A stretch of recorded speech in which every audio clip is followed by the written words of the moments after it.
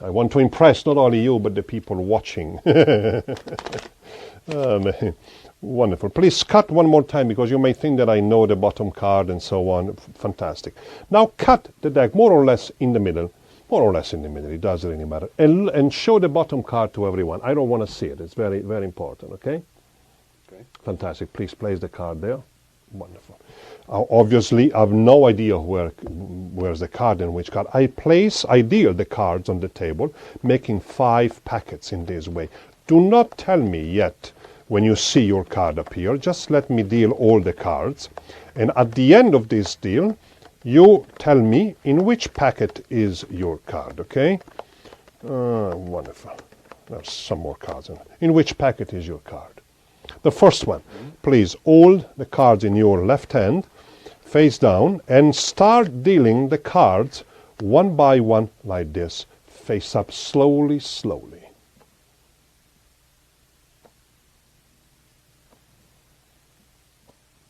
Stop. What's the name of your card? Queen of Spades. Let's see the other one, the next one. Oh yes, it is the Queen of Spades.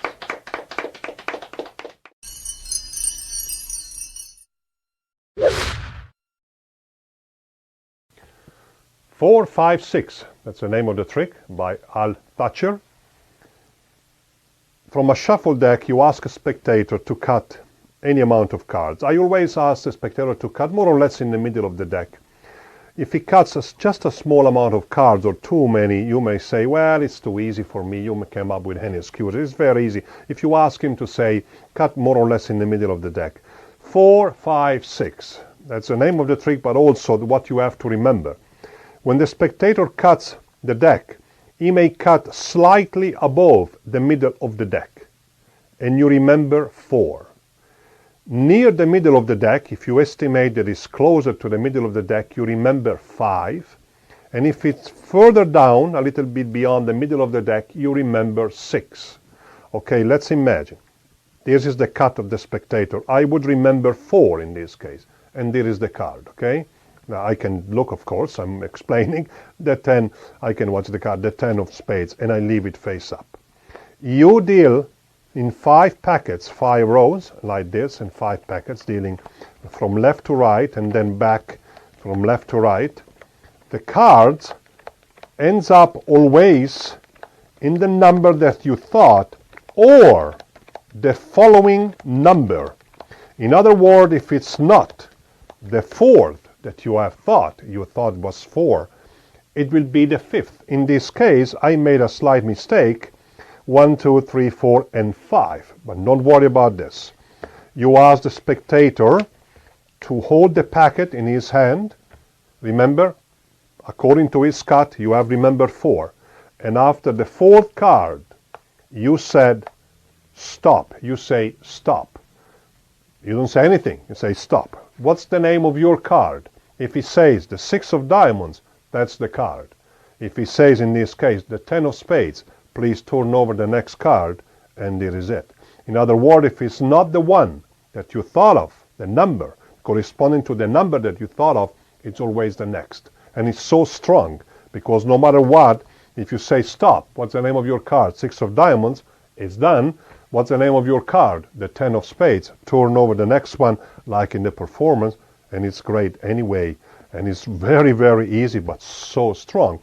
Another suggestion, of course, after the selection, when the spectator looks at the card, you can get the deck and you can give the deck a few false shuffles, a couple of false cuts, and so on. And it looks much better, of course. But even in this way, it's fantastic.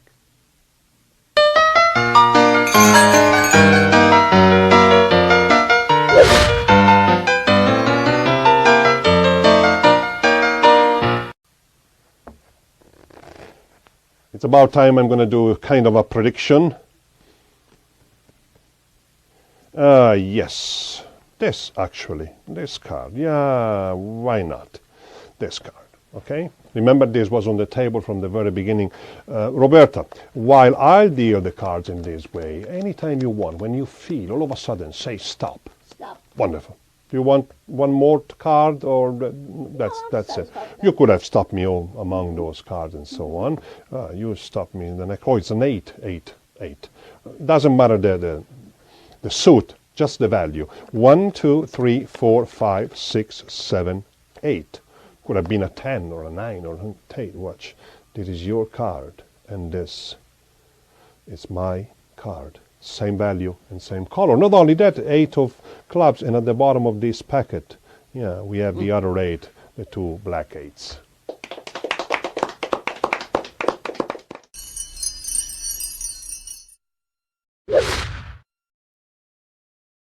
Sloshed or Sober by Paul Gordon. Sloshed, and my tongue is falling out just to say that word. Actually, it means drunk, I think. It's an English expression for drunk. Why don't you say drunk, Paul? Anyway, he wants to make me to have some difficulty for me. You take a shuffle deck and you look through the cards and you find a pair of a middle valued card, like say 5, 6, 7, 8. I wouldn't use a picture card and you will see why, and not even an ace or a 2, and you will see why in a moment. And I simply cut these 2 cards so that one is on the bottom and one is on the top. Of course, if you don't find any pair like this, you may move cards around until you find two pairs, and until you have one on top and one on the bottom. Or you may even start that way from the very beginning. The 7. Starting from the face, you count 1, 2, 3, 4, 5, 6, 7, and is the Jack of Diamonds, and you find the other red Jack, in this case the Jack of Hearts, and you place it on the table as your, let's say, prediction.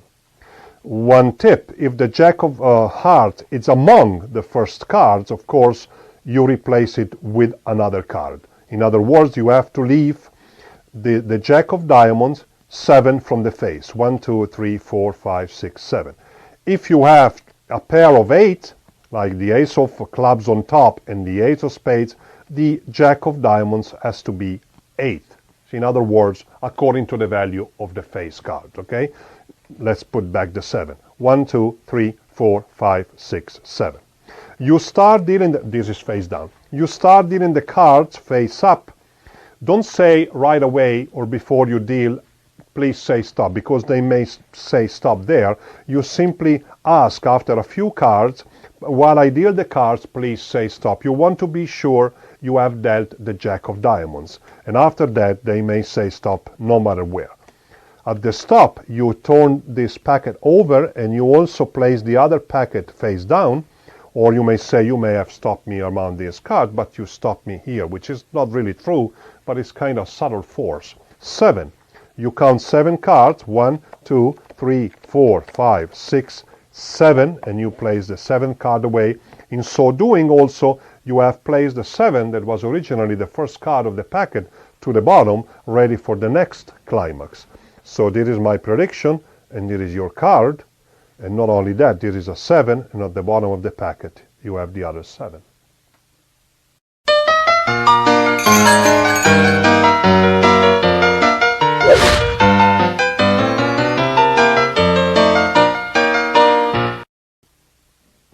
There is a very dark tale where the principal character is Dracula and his younger brother Jacula. Please remove 9 cards, 3 packets of 3 cards each, please. Beautiful. Okay. We don't need this anymore. Now please pick up 1 packet, shuffle it if you want, and look at the bottom card and show it to everyone. Please place this packet on top of another packet and the other one on top, so you sandwich that card. Fantastic. Let's shuffle it a little bit. Now during the night, the 2 vampires are hunting for victims. Let's place these, one on top and one on the bottom. And they go up and down all around and finding their victims. Yes, try to find their victims. In this case, they captured 3. Just 3 victims. One of these 3 must be your card, the 2 of Hearts, the 8 of Spades, and the Ace of Clubs. Don't tell me anything. Don't help them. Don't help them. Let's draw one more time. Let's see one more time what kind of victim they captured. Oh, yes, only one card. What's the name of your card? Nine of diamonds. Also, it wasn't one of the 3 cards. No. Oh, but you need from two vampires. The only thing you can wait is a sucker trick. So it is the one. It is the one.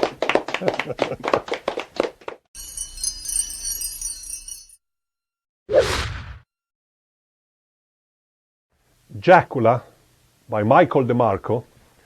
By the way, De Marco is a classical Italian name, so it's another paesano.